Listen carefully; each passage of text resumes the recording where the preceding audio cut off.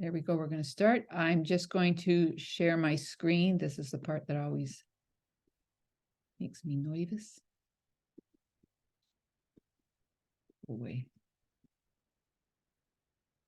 Okay, so as I said, this is called Leading an Inclusive Practice. It's the third module of 4. My name is Nancy Angevine Sands. I am a parent and caregiver engagement specialist, and I'm also a vendor with the board. If you need to contact me at any time, you can find me at withequalstep@gmail.com. I'm also on Twitter, and I have a podcast called Schools Don't Own Education, which you can find on Apple or probably just any other one. It's offered through voiceed.ca as well. So let's get started with the acknowledgement of traditional lands.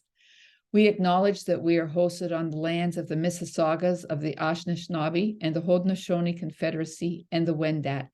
We also recognize the enduring presence of all First Nations, Métis, and the Inuit peoples. So quick look at the agenda for this evening. It's going to be perhaps a little bit longer than the other two, but I'll try to get through it quickly so that you can just relax for the rest of your evening. We're going to look at what were traditional school councils and what made up the idea of traditional engagement. We're going to look at then how to disrupt the idea of the hard to reach parent caregiver. And we're going to look at relationships and communication, which are essential for building any engagement in your school. And part of communication is going to the margins. And then we're going to spend some time on consultation, one of the really important roles that school councils have. If you remember, if you were with us for our first one, your mandate is to support pupil achievement, but also to help enhance the system, the education system to parents and caregivers. And consultation is one of the very important ways that you can do that. So let's begin with looking at traditionally, what did school councils look like? Well, traditionally, the definitions of engagement or involvement were very school-centric. What happened in the school for the school involved volunteering, fundraising, school communications, how to help your kids with homework, and of course, school councils. But the problem with this is that, as we shall see, it was based on about 50 years of study that was based mainly on watching how white middle-class parents and caregivers engaged with their schools. And so what we see in a lot of the early and actually up to quite recently literature is based on those studies of 50 years, looking at school councils, PTAs in the States, home and schools in some other parts of Canada. And all of them, the majority, not all of them, the majority of them run by white middle-class parents and caregivers, talking and looking at what they considered important, what they needed. And what was the result of this? Well, Ann Ishimuro, who works out of the University of Washington in Seattle, says that it contributes to an alienating environment for working class families and families of color. And this, in turn, leads to the myth of the hard to reach. And I think that the majority of you have heard that term. I know that I've heard it. I've heard it from teachers. I've heard it from principals. I've heard it from school councils. Oh, we can't get those parents. Those parents are just, they are too hard to reach. But the result of that idea that you have parents and caregivers in your school that are hard to reach, it devalues the ways that marginalized parents and caregivers engage. And we know from research that they do engage. And it results in the work that a lot of our school councils do benefit the dominant parents and caregivers who are sitting around the table. So this evening, I want to look at how do we move from school-centric to family-centric or parent-caregiver-centric work. I want to look a little bit longer, though, at the myth of the hard to reach. Disrupting the narrative of the hard to reach it ignores the families that are historically positioned as hard to reach. Those are the economically or by disadvantaged or BIPOC families. And by doing that, by we saying, oh, well, they're just hard to reach, we ignore the manifestations of broader systemic inequities that we see in all education systems around the world. And some examples of that are the racial disproportionality in discipline and special education in our schools, and the disparities in achievement and graduation rates for our families of color, and who maybe also are working class families. We need to disrupt this narrative of hard to reach. The racial disparities that are prevalent in BIPOC education are often attributed to a lack of parent involvement, instead of looking at the racism that we see that's despite the centuries of claims and narratives and evidence that BIPOC families have told us about over and over and over again. We know from recent research that BIPOC parents and caregivers are engaged in their children's education, but quite often they're engaged in their home. Dr. Jada Moultrie has done a lot of work investigating this, and she has found that BIPOC involvement at the school often is there to protect their children. So BIPOC families will be engaged in the school. They may volunteer in the classroom, but they're doing it to protect their children from racist practice or microaggressions that they're hearing from their kids is happening. Dr. Max Anthony Newman, who worked for a long time out of Toronto and is now based in Britain, he studied Eastern European families, mainly white European families, but what he found, I think, can be attributed to a broader spectrum of parents and caregivers who are in our schools, that immigrant families, newcomers, everyone that isn't of what we would term the dominant group. And he found that quite often the view of how curriculum should, or how it's presented, may not match what they were used to when they went to school, wherever they went to school, assuming that it wasn't in Ontario or Canada. So in a system that wasn't like ours. And this uncertainty about how curriculum is taught here and what is expected, and then what is expected of them as engagement, can hinder their feelings of comfort and their desire to become engaged in the things that we or the school are asking of them. Dr. Steve Constantino, who works out of the state, says that when parents will engage when the information, organization, or the situation is meaningful and relevant to them. Maybe meaningful and relevant to us in our little way of doing things, but if it isn't meaningful and relevant to our parents and our caregivers, they aren't going to engage. So we need to find out what is meaningful and relevant to them, what makes sense to them. How can we make them understand, as Max said, the curriculum orientations here, how things are done and why they're done that way, how engaging with their school or volunteering, how will that help their child to achieve and do well. So if we want to have meaningful, effective engagements in our schools and as a school council with our parents and caregivers, it begins and ends with relationships. We have to build trust and respect between the council and our parents and caregivers, and between the council and the educators in our school, and between the council and perhaps the broader community. We have to help our parents and caregivers feel comfortable with their many ways of knowing and being, because what they know, the way that what they value, can be of immense importance to us. We have to share who we are, what we do, what we like, and encourage them to share as well.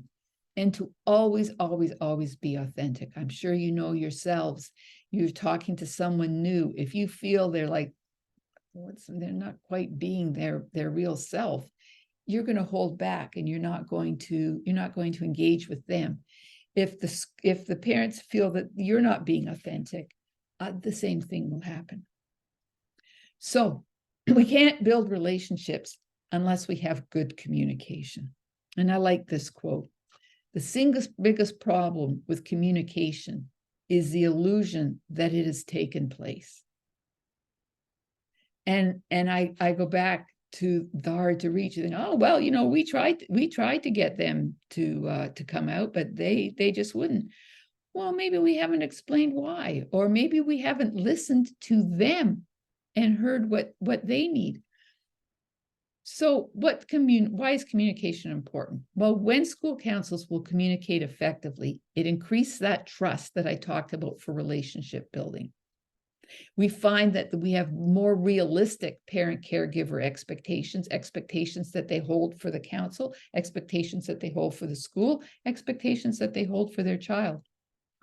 And we also know that the parents and caregivers are more committed to helping their children improve. And everyone feels supported. So what do we have to think about when we think of communication? Well, it has to be two-way. We can't just as councils be sending things out and never have a way for parents to respond back to us or to hear their ideas. If we are only going one way, if we're only sending stuff up, don't call it a dialogue. It's a monologue. But not only that, when you set up a way to hear back from your parents, what are you doing with what you hear back?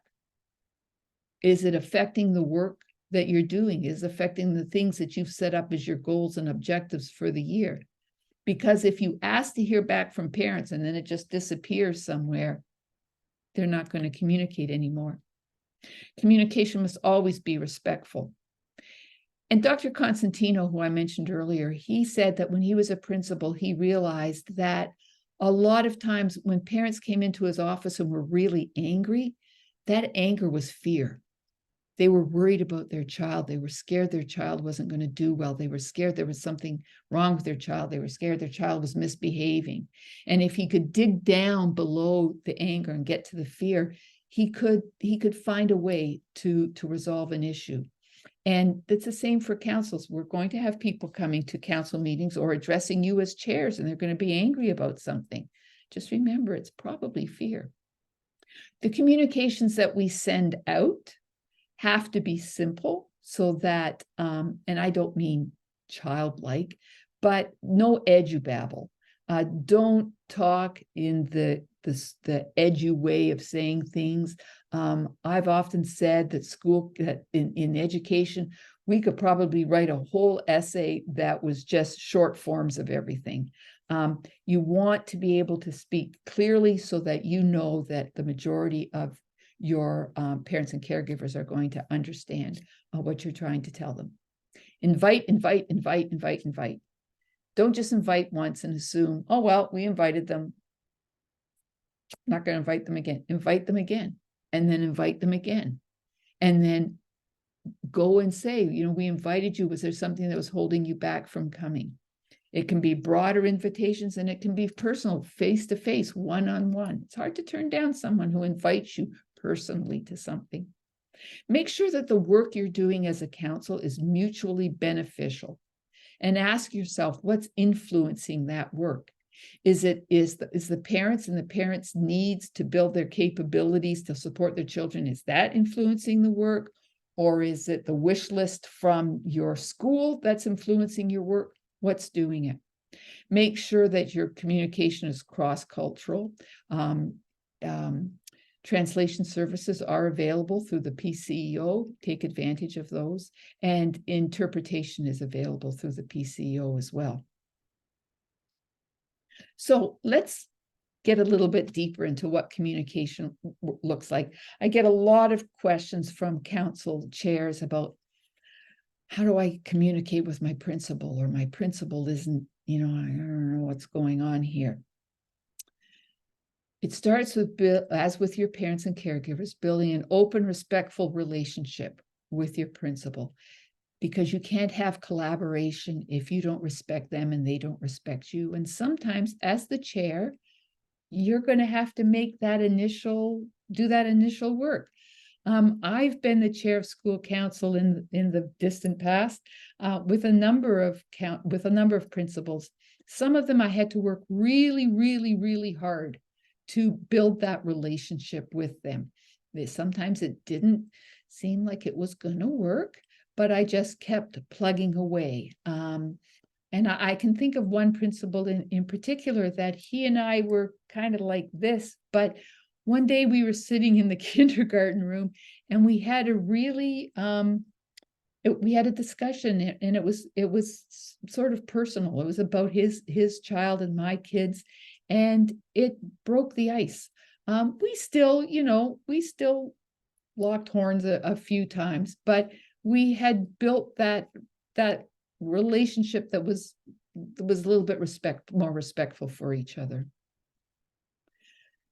One of the things you want to ask them is or discuss with your principals, how would each of you like to receive information? Do you want to communicate, communicating through email? Good. Is it possible for you as the chair to have an inbox in the office?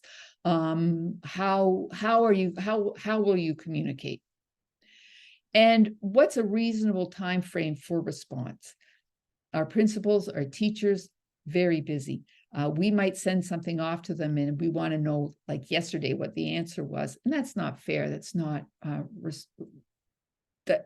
it's not fair to expect that you will get an instantaneous response. So asking them, if I write you an email with a question, what's a reasonable time frame for me to expect an answer back before I maybe write and remind you? And the same is fair for you. You're all busy too. And what's a reasonable time frame if the principal writes an email to you and asks a question? What's a reasonable time frame for you to respond? And have you established regular meeting times? At the very least, each of you should be meeting with your principal about 2 weeks before you send out your agenda. You will have given the agenda. As a chair, you're responsible for creating the agenda. You will have given it some thought. Perhaps by then you will have contacted your committee chairs or other council members to find out what's going on in the school, what's going on with the committees, what sort of things have to come up on the agenda. And you want to know the same from the principal. I had a couple of principals, we would sit and talk about the agenda. I would say, this is the agenda, this is what I'm hearing, this is what my members are hearing in the playground, on the streets, at the grocery store. And my principals would then tell me, well, this is what I'm hearing, and I'm a little worried about this. What do you think? Have you heard something around that? Should we bring it up? How can we address that at council? And having regular meeting times, this first month, the second, third Monday of every month, where you know that you're going to go in and you're going to, at the very least, agree on the agenda, is a good way to start to build those relationships and that practice of communication and collaboration. And then finally, what's the best procedure if an urgent issue comes up? If you, as a chair, have been approached by a parent who is very concerned about a discipline issue in their classroom, and they feel that their child is being centered out, perhaps because of his race, perhaps, any number of reasons, and then they come to you with it. What is the best way for you to communicate that to your principal? How do they want to hear about it? So you must, as a chair or co-chair, you have to lead communication with the school council members, the parent members, the teacher member, the non-teacher member, the student member, if you have one, and your community rep. How will you communicate with all of them? First of all, do the school council members know how to contact you And do they know how to contact each other? It might mean, and this is up to each council if they want to share this information, but it might mean that you create a contact list with the names of all the members and their email addresses or their phone numbers, whatever everyone is comfortable with. Do you need to create a WhatsApp group? You have to think of this. Remember, you want these communications to be private. Do your school council members feel comfortable bringing issues and ideas to you? One of their roles, as we discussed in one of the previous modules, is one of their roles as a council member, especially the parent caregiver members, is to go out and to talk to the parents and caregivers at the school, to listen to what they're hearing, to ask them questions about things that are coming up. But when they hear these things, do they feel comfortable bringing that to you? Or if they have an idea of something that the council could do to meet their goals and objectives? And what's the best method for contacting you? Again, like I talked about with the principal, and the time frame where they could expect a response back. And also it's fair to ask them, well, if I write to you, what's the time frame that I could expect to hear back from you? And then with them, practice open dialogue, listening carefully, listening, not listening to respond, but listening to what they say, seeking clarification if you don't quite understand where it's coming from, and allowing yourself to feel discomfort when you hear something that is outside of your experience, that's outside of your knowledge base. Allow yourself to feel uncomfortable, ask questions, ask clarification, anything that you need to do so that you can understand better what your council members are saying to you. And do you ensure that school council members feel valued and respected? Part of that is listening to them, and part of that is thanking them for the work they did. If they sit on a committee and they report, thanking them for that. If they come to you with something that they've asked a question about, listening to that and responding to it. Someone raised their hand, and I should have said that's the beginning, forgive me. I will be answering questions at the end, and if you have a question, you can put it in the chat. And Margaret and I'll go through them and I'll answer all of the questions then. So how do we lead communications with the parents and caregivers in our school? We need to start asking ourselves, who belongs to our community? What organizations or networks exist? And would they be of value to us in connecting with our parents and caregivers? Would they be of value to us when we're looking for community reps? Who are the community leaders? And by that, I mean, not just the leaders in your broader community, but we know that within our school community, there are little individual leaders there. There may be leaders, there may be a group of parents and the kids all play soccer together. And there's one or two parents that you've noticed, they take the lead with them. There may be a group and they all go to the same place of worship, the same house of worship. And there may be one or two parents there that you see that everyone depends on for information. Who are these people, and can you contact them? Can you work with them? To whom does the school and the school council send information? Does it go out to everybody? And what information does the school and the school communicate to our community? Are we sending out things and information that is valuable, that we know from our research and our talking to our parents and caregivers, that this information would be valuable for them? And I want to say right now, and perhaps I should have said it earlier, is be really careful how much stuff you send out to your families. Because if you're emailing stuff out to your families on a regular basis, and a lot of it is not seen as valuable to them, they're just going to stop looking.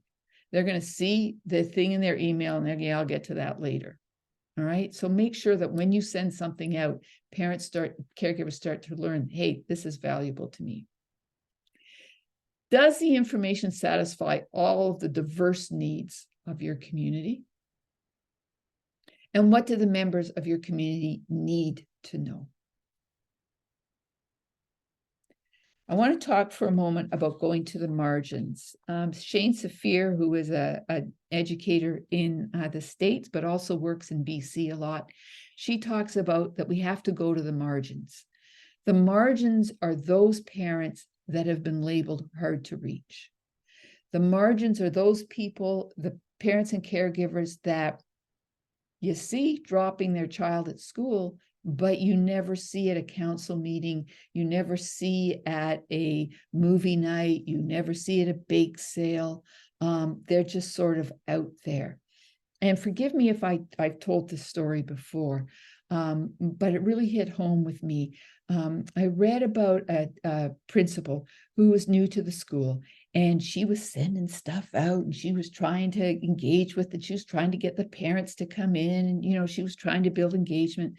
And she noticed these parents that would always, a little group of them, they would always walk their children to about a block from the school, and they would drop them there, and they would watch them run to the school. And at the end of the day, they'd be standing in the same place waiting for the kids to come back. And she watched this for a little while. And then she thought, I never see them. They never come into school. I've tried everything. But she didn't think, oh, they're hard to reach. I give up on them. So she went out, she walked down to them, and she said, hi, I'm the principal. I've sent lots of stuff home. I've tried to invite parents in. I've noticed you've never come. Why haven't you come? And they said, we went to that school when we were children, and we still live in the neighborhood, and it wasn't a good experience for us. It was a terrible experience for us, a terrible experience. And we vowed when we got out that we would never go through the doors of that school again. And so now her work was to figure out how to make them feel comfortable coming back into the school. And that's what I'm asking of you, is those parents who are hard to reach, that are on the margins, how are you going to bring them in? So I have some questions for you. And this is what I want you to think about. How are race, class, language, ability, nationality, and education represented at your meetings and in your decision-making?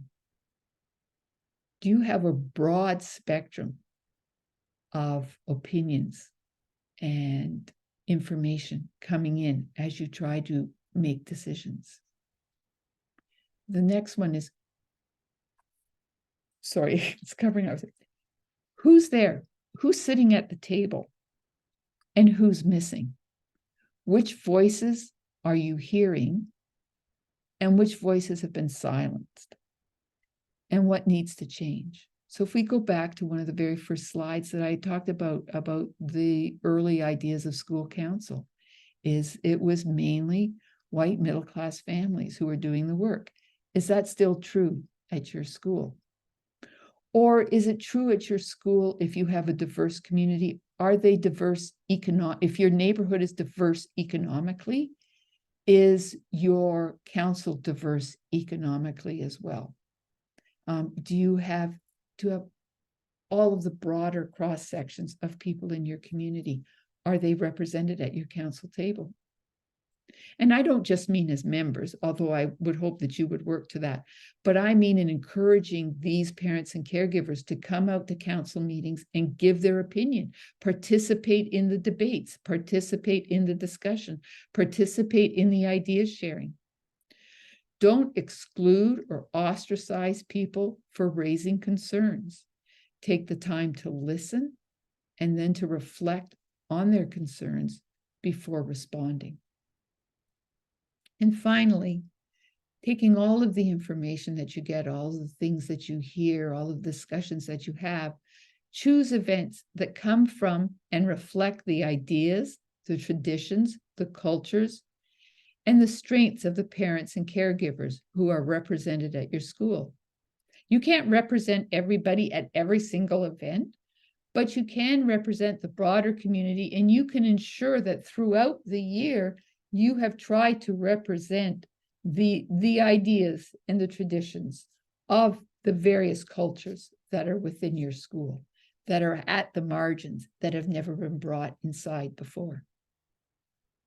So I just put this up for you. I just want to talk about how you can communicate with your parents through what the TDSB is offering you. First of all, there's the TDSB standard.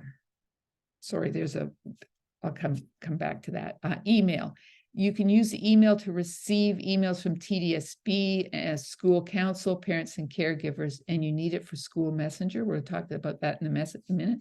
School messenger, your emails will only allow you to send things out. They won't allow you to receive information back, but you can use school messenger for that. You can broadcast messages to your school community. But again, you can't receive emails back. And Zoom, you can use Zoom for school council meetings and committee meetings and consultations and workshops, but you now have to go through your principal to set up the meeting. And if you have questions about that, we will pick Margaret's brain at the end of this. If you want, I would suggest taking a screenshot of this page. Just a few things that you need to know about your tools. If your school council has not done your bylaws template, please do it as soon as possible. You can find all the information you need on the school council site on TDSB. Your email account needs to be set up by your principal. If they have a problem, they can send a ticket into IT. TDSB approved grants. There's the website for it, and they require the shared school council email account. There's the name for it that I forgot earlier, your shared school council email account. It's called that because you all have it's the same pattern for the email account. The school innovation grant, if you haven't done anything about it, you have until October 31st, next Tuesday, to get your application in. School messenger, as I mentioned before, requires the shared school council email account, and there's the website for it. Zoom, I've already talked about, and finally, fundraising, the list of vendors that are approved by the board. Okay, so one of the next jobs and one of the things that Regulation 612 say that chairs must do is consult with your parent caregiver community. Excuse me. So I just want to spend a couple minutes looking at what that can look like. There's various things you can do. Affinity groups are groups that parents and caregivers within a specialized group within your school. So it could be the Black parents in your school, Muslim parents, LGBTQ2 parents. They would form affinity groups and discuss what was important to them, things they wanted to bring forward to council. They aren't part of council, but council and the affinity group that you have in your school should be working together. Listening circles, which I'm going to talk about more in a minute. Focus groups, where you just bring in a selection of parents, invite them to come in and talk about some specific issues that you may want to discuss with them, some questions you may have about where council should be going, some questions you might have about what council did and whether they liked it and how they would change it. Surveys, both email and in person. And if any, I have created a couple of surveys on Google Forms, and if you're interested in receiving one, you can email me and I'm happy to share it with you. You can only use it as a reference to create your own, because if you sent mine out, I would get the responses, not you. But don't forget to do surveys in person. Parent-teacher interviews are coming up. your school council should have a table at the parent-teacher interview. And if there's some things that you would like to know about what sort of things are parents struggling with, or how do they feel about something, or what sort of things would they like council to do, there's nothing wrong with standing there with an old-fashioned clipboard and a pen and a survey and just asking parents as they walk by how they feel about things.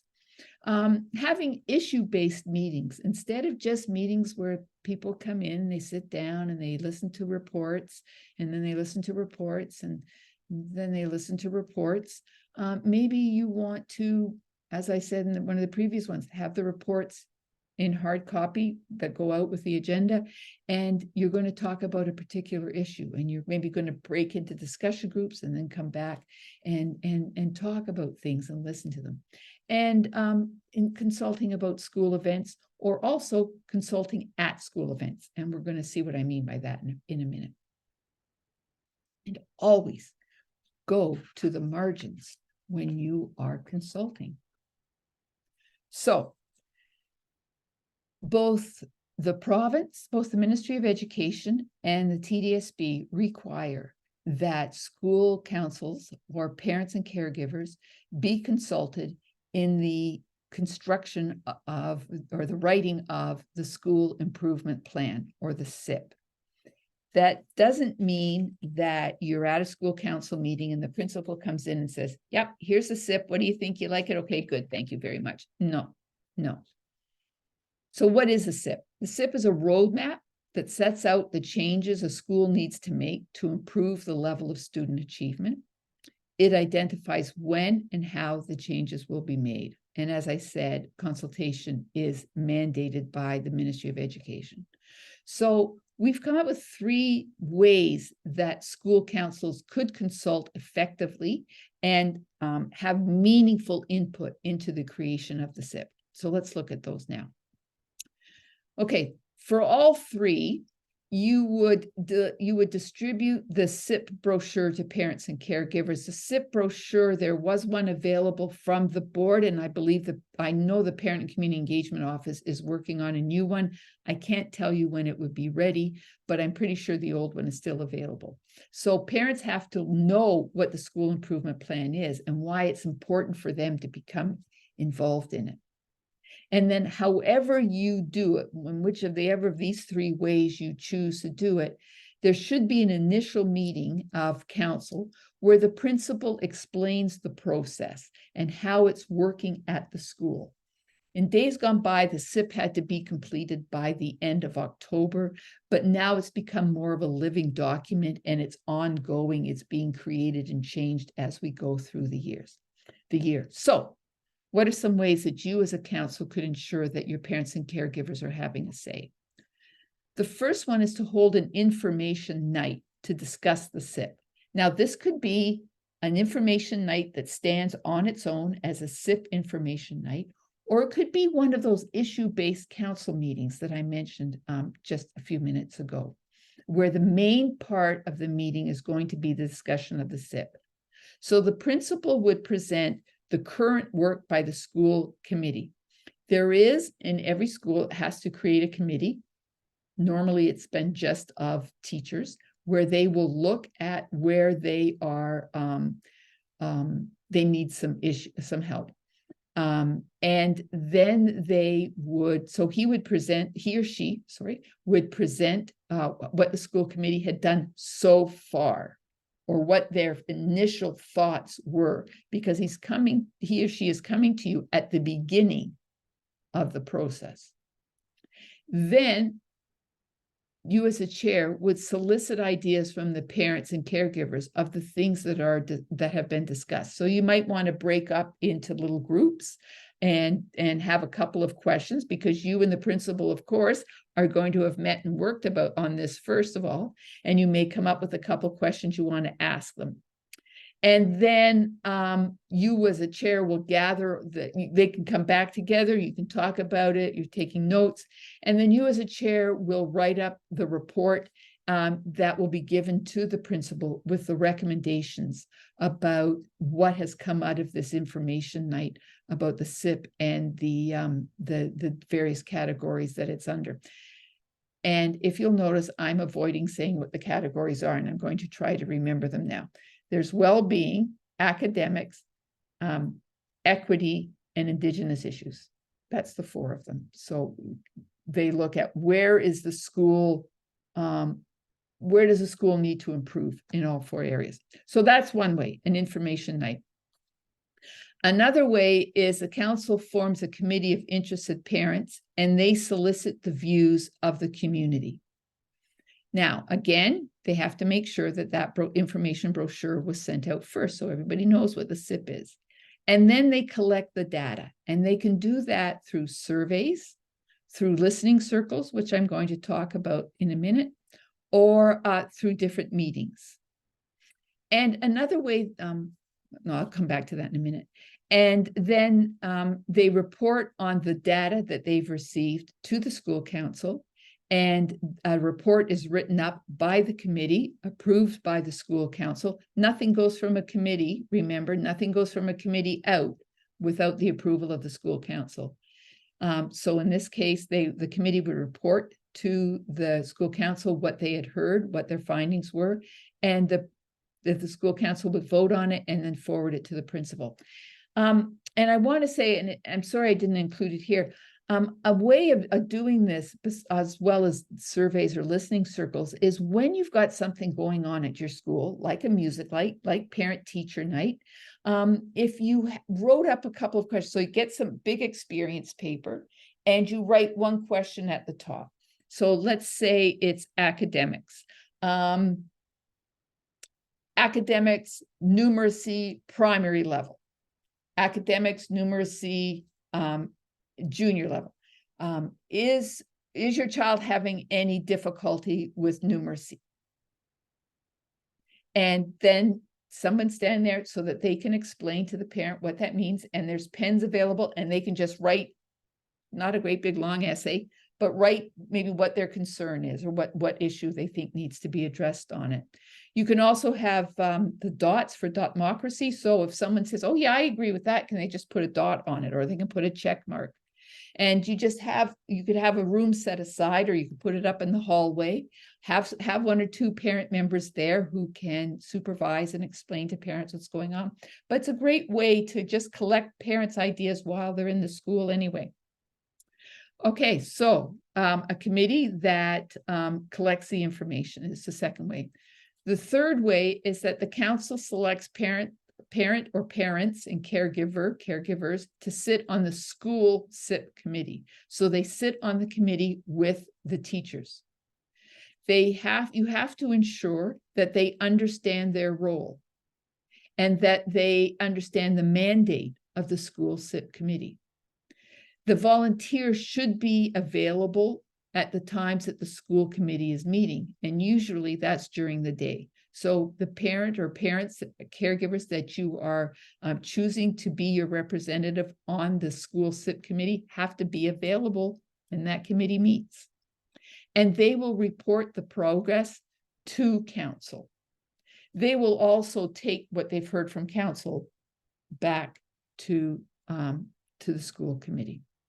So these are just 3 ideas, 3 ways that you as a council, that you as a chair can ensure that your council is getting some meaningful input into the creation of the SIP. There's a really pretty good PowerPoint on the SIP, and I had originally given you the link to it, but it's like 8 miles long. If you just go to tdsb.on.ca, if you put SIP in the search at the top, the page will come up. The very first item says School Improvement Plan, and you click on that, and there's a really good slide deck that was done, I believe, by PIAC or someone on PIAC, and that will give you a lot more information on the SIP. Another area where you are required to consult is the school statement of needs. The school statement of needs is your consideration as a council of what you require in a principal for the time when your principal leaves. The committee is led by the chair. You must lead this committee, and you are responsible for submitting your SSON to the superintendent each fall. It should be fresh every year because our schools change year to year. It's not just your idea or the council's idea. We've discussed what the problem with that is, who's sitting at your table. You have to consult with your community about their priorities. What do you think is needed in a principal coming into your school? This is not a way to complain about the principal that you have now, or to list all of the faults in the principal that you have now. But you should take into consideration the good points and the areas of improvement that would be needed in a principal coming in. My children went to a high school that had a specialty program in it. We had great principals, but we found that a lot of the concentration was on thinking about the specialty program that was at the school, where there was the majority of kids at that school were not in the specialty program. So our SSON talked about needing someone who had skills and qualities apart from what they would need to support the specialty program. So that's just one example of things you can do. I can't emphasize this next point enough. The principal and the school staff are not part of the consultation process. They do not have any role in it. You complete your SSON, you put it in a sealed envelope, and you hand it into your superintendent. You might want, and this isn't necessary, but you might want to consider inviting your superintendent to a school council meeting to identify your priorities and what you have in the SSON. And I would say at this time, don't give a list 10 miles long, right? Think about what are the 3, 4, 5 things that are most important for the success of your school, that you think that would help your students, that you think would help your educators, that you think would help your parents. What are the 4 or 5 things?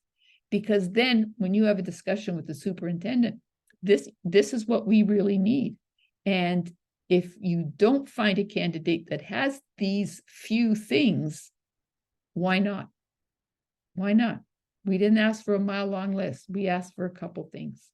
So just keep that in mind. You are also required by TDSB to have parent caregiver reps on the school's Safe and Caring School Committee. It can be a council member or it could be a parent caregiver. Look for somebody in the field, maybe a nurse, maybe someone in mental health, a parent in mental health, maybe someone in the fire department, someone who works in the field of safety and wellness and well-being. You are also required to have reps on the school staffing committee. And it is suggested and encouraged, it's not mandatory, that school councils have reps on the school budget committee.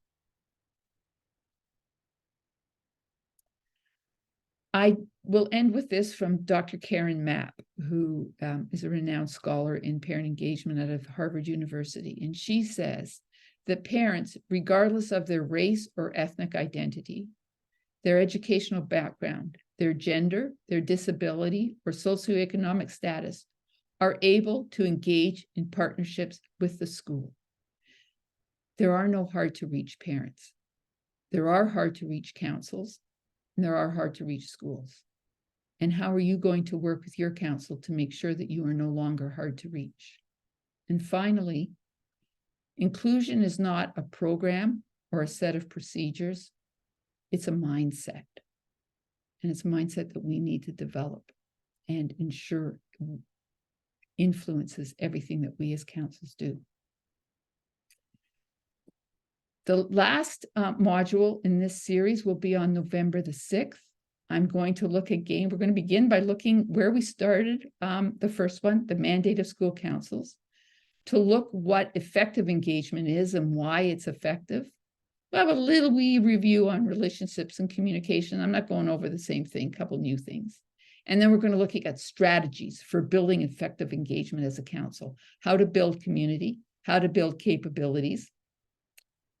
And, I'm going to apologize right now. I said I was going to talk about listening circles. I'm sorry. All of my modules are working together. I'm going to talk about listening circles in module 4, how to lead consultation and how to value parent caregiver knowledge. And then a little list of the do's and don'ts that you as a council chair have to consider as you lead your council and in the work that you do. And now I am going to take questions. You want me to read them for you, Nancy? Okay. Okay. So somebody, of course, asked about the listening circle, but you said that you were going to talk about it in the next session. Well, I am, but you know what? That wasn't fair. So I'm just going to give you a little taste of it and encourage you to come on November the 6th. A listening circle is, you can call it listening circle, you can call it conversation circle. Some councils call it chai and chat, whatever you want to call it.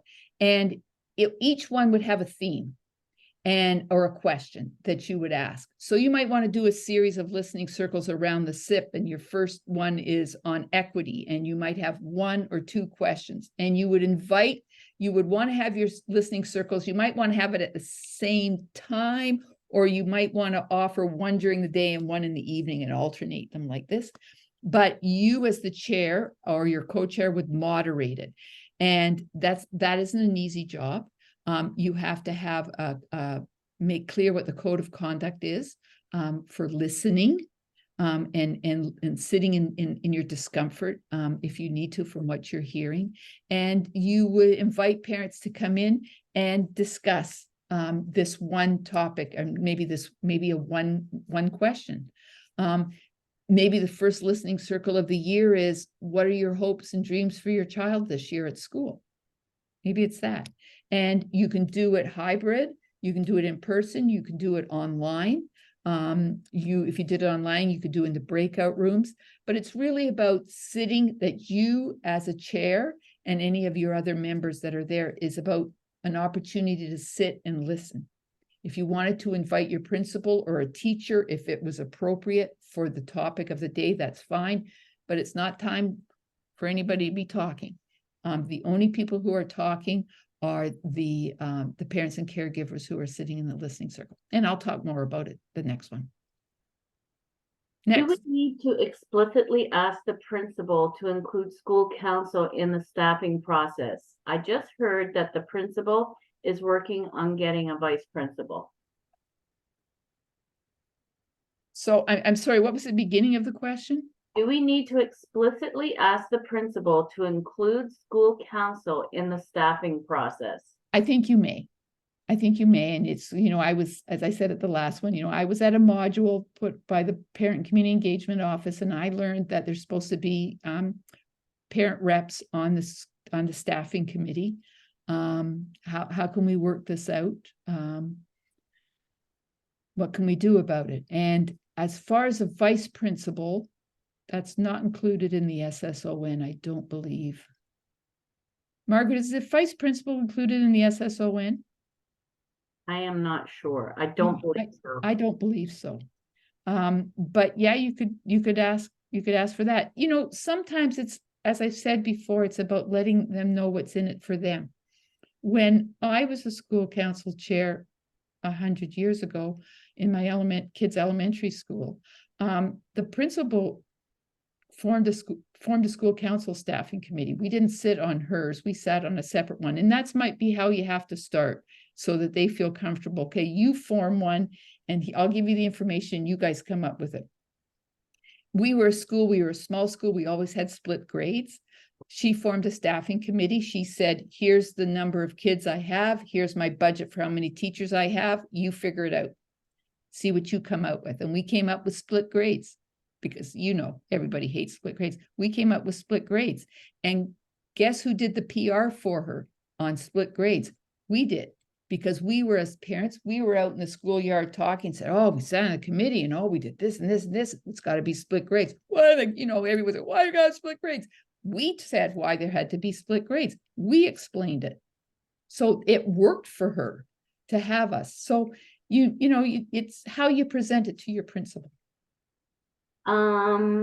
This one is the presentation recorded? I'd like if other members of our school council could watch it. Yes, it is recorded, and it will be up when as soon as Margaret can get it up, but I would say within a few weeks. We'll see. Feedback coming from parents, should that go to the principal verbatim if the parent raising the question is not willing to speak about it themselves? Well, the first thing you would do is be respectful, is to say to the parent, would you like me to raise this with the principal? And would you like me to raise the issue broadly? Or do you give me permission to use your name?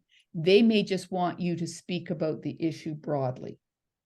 Maybe their child is experiencing some microaggressions in their classroom, but they are really afraid that their child will suffer consequences of you snitching on them. So you could, may I use your name, or would you prefer that I speak to the principal about the issue of microaggressions with some of our students in the school? And then get all of the information you can, listen, ask questions, make sure that you understand it, and then have an appointment with the principal and talk to the principal. You may find that in doing that and then going back and reporting to the parent, if they don't at the beginning want you to name them, they may then feel more confident to go themselves. Or you can also, if they are willing to go themselves, but they're a little nervous about them, and you have a good experience with the principal, a good relationship with the principal, you can give them some tips on how they could handle it. Okay, now this next one, Nancy, I think I know the answer to it, but Take it. I was thinking, let's read it and then put it out to the group to answer it. And then they could just respond as a Q&A with what they think it is. In Q&A or in chat? Q&A, because chat's turned down. Oh, okay. You can just put, it should be, I'll give you a hint, it should be a hyphenated word. So the question, the statement is, hi, thanks for a wonderful session, very informative. Can you please share the links for the code of conduct for 1, council and chair, 2, students, 3, teachers and staff? To me, that's something that we've been asking school councils to do. Am I on the right path, Nancy? Code of conduct for council and chair. That should be covered in that hyphenated word, no? That starts with a B, and then the second word starts with an L. Am I on the right path, Nancy? I have no idea. I'm sorry. Okay, the first word has 2 letters, and then there's a hyphen, and then the second word after the hyphen, look, Ian Brown. Bylaws. Yes. Yay, Yay, Ian, you get the gold star. Ian. Am I correct? No, the code of conduct is not in the bylaws. Yeah, there is. Is it? Yeah. Okay. Okay. Label me wrong. You can also find the code of conduct on the TDSB webpage. So again, if you go to tdsb.on.ca, put code of conduct in the search engine at the top right-hand corner, you will see the code of conduct. And I strongly suggest that the code of conduct be sent out. You can send it out with every agenda, or you can mention at the beginning of every school council meeting. I just want to remind everyone that we are working from the TDSB code of conduct. Have it posted, or you can circulate it around the table. But that should become common knowledge at the school council. I believe the code of conduct for teachers and parent caregivers is exactly the same, and I would assume there's not much of a difference for students either. Yeah. Yeah, I believe you're correct. Yeah. Okay, so the next one is, as a parent who is a council member, can you provide provide from your experience some best practices in getting council leaders to recognize how some of their words and practices are further, I think they want, eluding marginalized communities. I want to do this delicately, but without further harming opportunities to include cultures that have expressed concerns. That's a good one.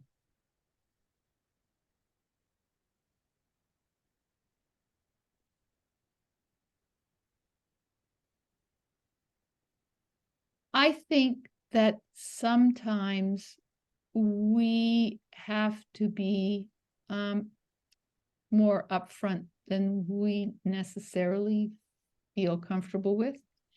And if especially if council leaders are saying or doing things that exclude marginalized communities, that make them feel uncomfortable, that could be termed microaggressions, then I think that we need to find a way to express that to the leaders. That's such a good question. I would say that if there is a member of the school staff from a non-dominant community who would feel comfortable speaking to council generally about excluding marginalized communities, about the way we speak, the words we use, that might be a way to go, or a community organization within your area, if there was someone who could come in and just speak to the issue broadly. Another one, and this is a little bit more, could be a little bit more fraught, would be to form groups. It could be like a listening circle, but to have listening circles within a council meeting where people talk about how the council is being inclusive or not inclusive, and about how you could addressing experiences, addressing how we've done things, and sometimes it would be you have a question that each circle has to answer, and going and as a groups of 3-4 people sitting and first looking at, do we include the margins? Have we reached further to the communities that aren't coming into our school? And if they aren't coming in, why aren't they? And urging them to question what they believe to be true. That's a little more difficult, but it's also, in a way, it may be more effective because you're sharing and talking. I don't know if that answers the question. That's a really good question. I think that this next one might be related to the last one. Okay. I got some feedback from a parent who told me she represents a specific racial community of parents who has academic concerns on behalf of the community. As a chair, do I need to ask for more representation from the group when raising this to the principal? Nope. Nope. So you've heard from a parent who has expressed I just want to get this right. So you've heard from a parent who's expressed concern that within her community, there is concern that their children are not achieving academically. They have concerns about things that are happening in the classroom that are contributing to the lack of achievement. I don't know if the person who asked the question can answer that, whether they can say yes or okay, correct. If you've heard that, you might on your own say to that parent, is there another parent or two that I could speak to first about this. And if they say yes, and you know, they might want to meet with you. Maybe if they felt comfortable meeting at a local coffee shop, or if they felt comfortable meeting, just standing and talking in the schoolyard about it, that's fine. Just for you to collect some more information. And then you can take that to the principal. However, I don't want to say that I am dismissing a concern that's legitimate just because one parent raised it as something that had happened to them and that they were concerned about, because that's still a concern. So even if it's only one parent, you can go to your principal and say, listen, I've heard this. There is a concern. I think we as a council need to address it. What do you think? Have you heard anything? If the principal dismisses it, that doesn't mean you have to dismiss it. You've got to find your way around it, but you can say, I still think this needs to go on the agenda. I think we need to talk about this. Or you could say, if I think I used this example before, and I use it because, listen, it comes up a lot with racialized communities. If it's an issue around discipline, you could say, then I think what we need to do is we need to have a session with school council where you discuss what the discipline practices are and should be in the classroom, and also what parents should do if that is not happening. Because there's always a way to address it. Right. So we have a large parent council voting body this year, 20 plus people, 12 for quorum. We are nervous of a large drop off, though we are a few things to keep people engaged. I think there's a little bit of typo there. Anyway, also, maybe we are working on a few things to keep people engaged. Also, we are working on having hybrid meetings and providing childcare. Is there anything else we can do to keep the momentum going and sustain this growth? I know one thing. Can I jump in here, Nance? Yep.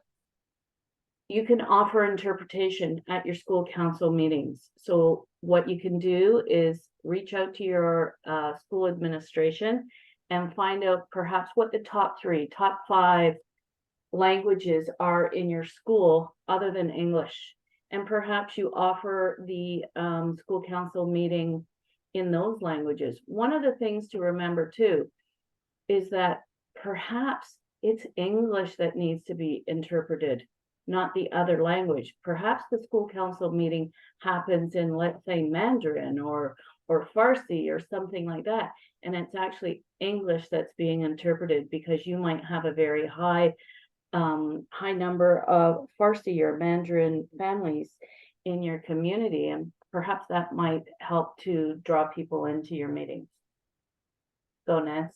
Yeah, great idea. Great idea. I would say that if you're worried about the 20 parent members dropping off, Ian, if that's the case, my suggestion would be to talk to them individually. Remember I said about opening lines of communication with your parent members, is talk to them individually. What are they hoping for from the council? Where's their area of interest?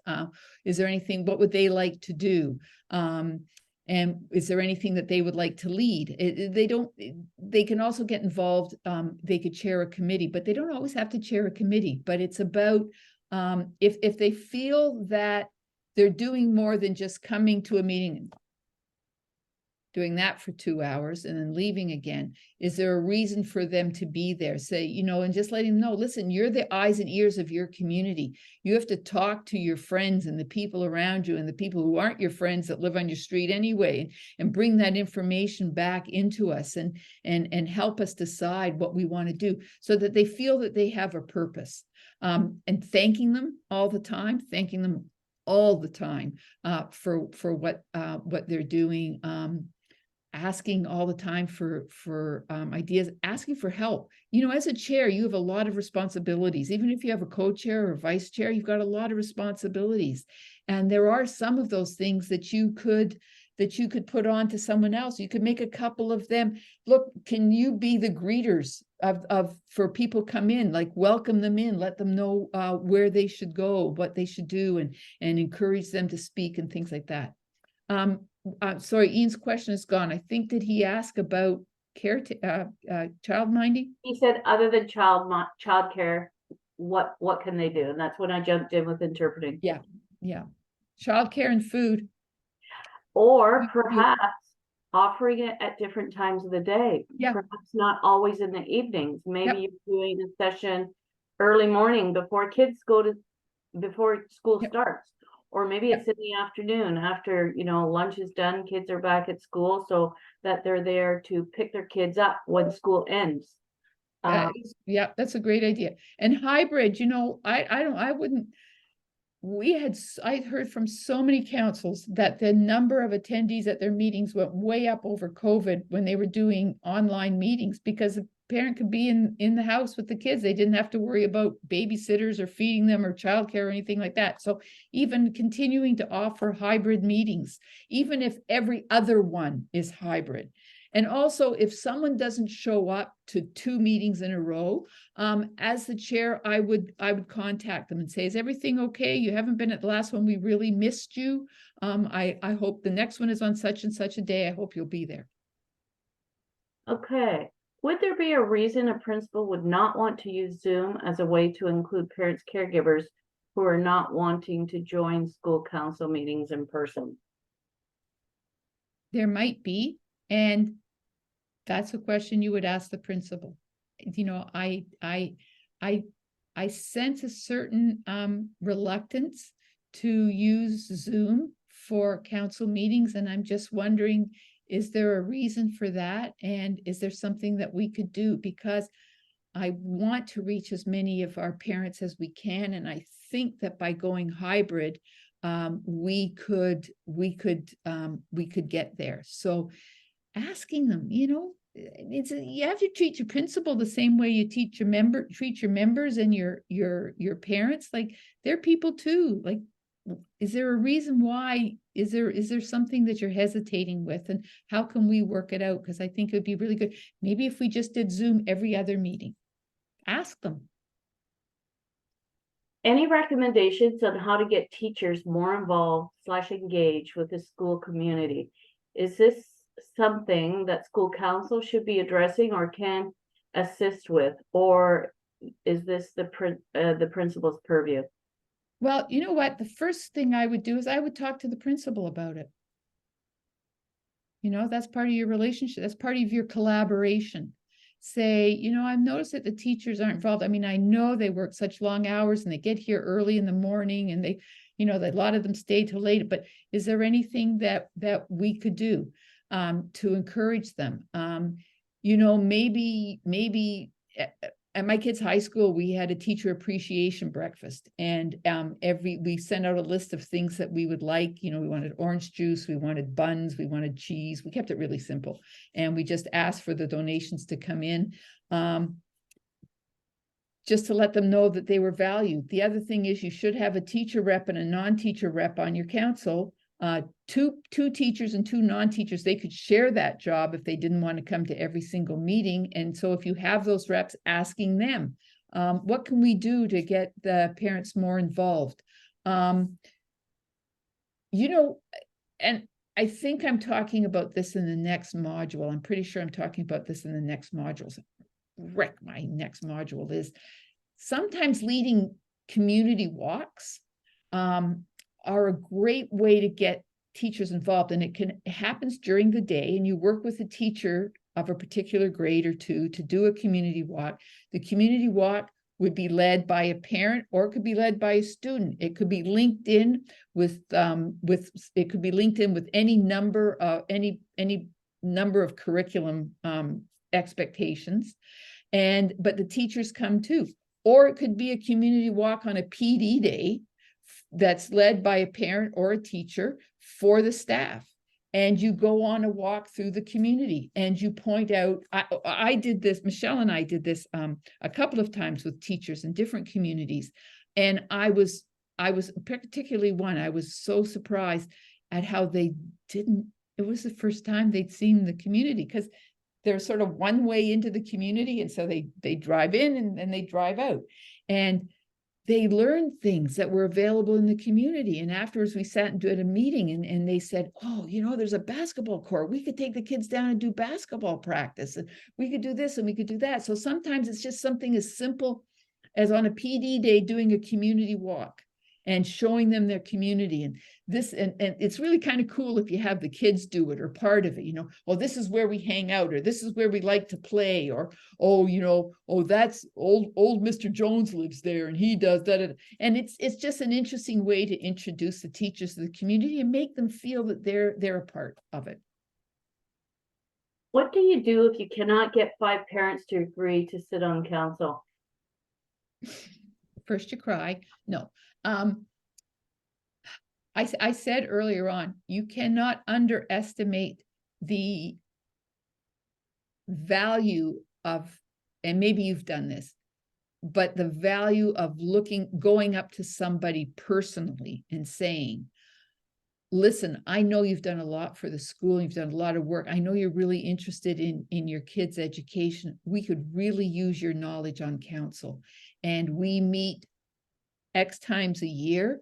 And I would hope you would come to every meeting, but you know, sometimes stuff happens. So you don't have to feel like if you have to miss a meeting, something awful's happened, but we really, really could use your expertise.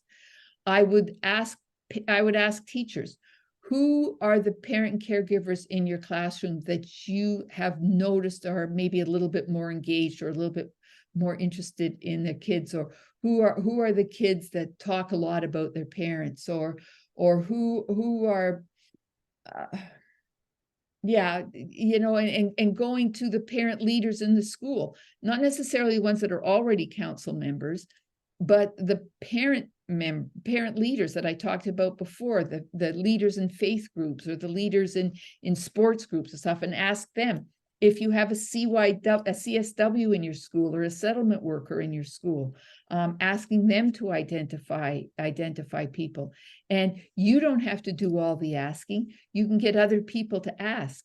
You could ask every parent member. Let's say you've got 3 parents who've agreed to do it. They must have a friend. Could you bring one friend? They don't have to come as a council meeting, but next council meeting is bring a friend.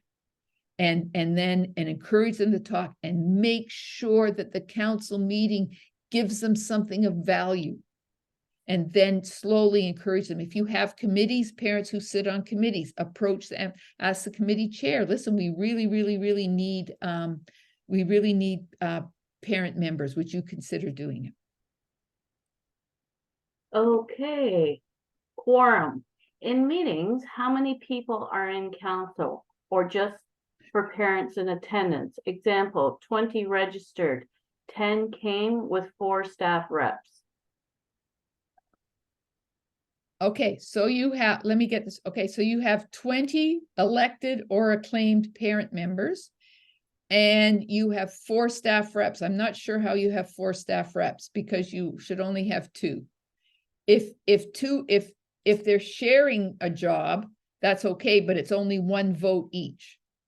All right, so quorum is 50% plus 1 of the people who are at the meeting, and the majority of those have to be parents. Okay, so I'll say that again, 50% plus 1 of the parents who are at the meeting, parents and caregivers and teachers and everyone at the meeting, and the majority have to be parents. So if you have 10 parents come and you have 4 staff reps, that's not right. So let's say you have 2, so you've got 12. Quorum would be half of 12 is 6, plus 1 is 7. So you would need to have 7, and 4 of those would have to be parents.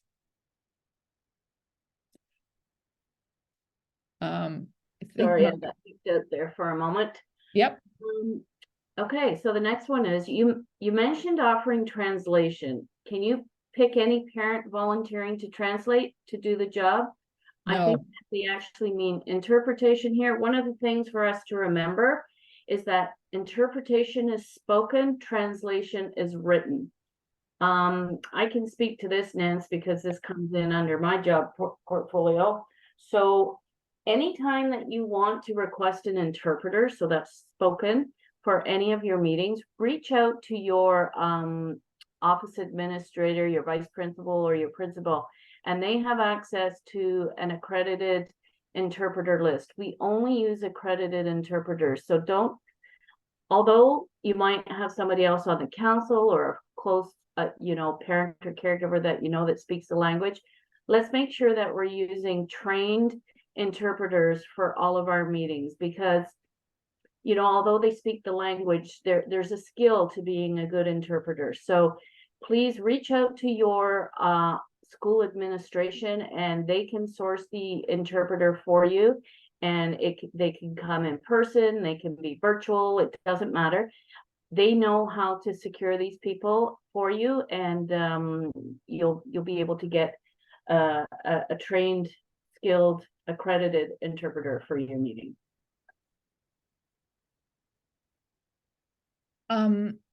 Yeah, it's really important for that. I just add that because you want to make sure, especially when a principal or teacher reporting, that the information is being translated correctly.